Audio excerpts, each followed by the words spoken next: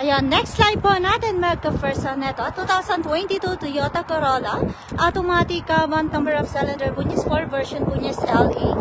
Odometer po niya 60,491 km, 84 months to pay. Or 7 years to pay, 115 tax included. Ayan.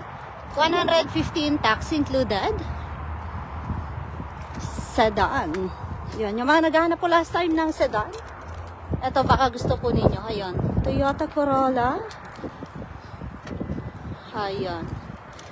And then, ayan, naka-plastic pa po yung kanyang summer matting. And then, spare tire accessories check. Ayan, frozen. Kumbaga kalalabas sa freezer. Charot. Ayan. And then, naka-winter matting rin po siya. And then, 5-seater seat. Pang 5 person. And then, meron din po siyang blind spot or sensor sa side mirror. Interior po niya in front is ganito po siya. Ayan. Bango naman ng car na to. And then, yung adjacent po niya is dito. Ayan. Ihatak siya rito. Ayan. And then, yung kilometer po niya is yun. 60,494 kilometer. And then, ito po yung kanyang susi. Ayan, 2022 Toyota Corolla.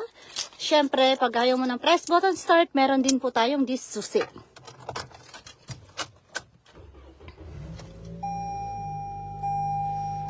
Ayan, then yung heated seat po niya is nandito, magkabilaan na yon.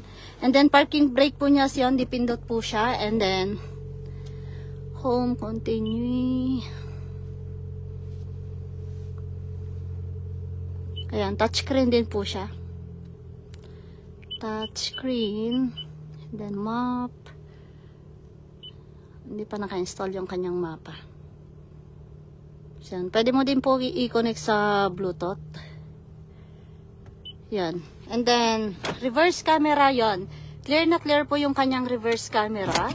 And then, cross control, check. Yung odometer po niya is yun. And then, lagay ng drinks compartment, 5-seater seat. Then, yung kanyang manual, ayun.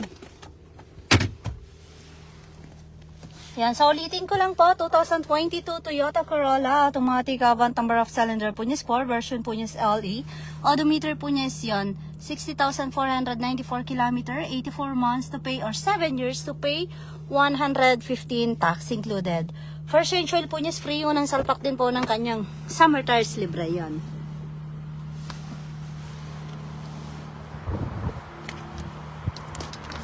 Oops, ayun, white color.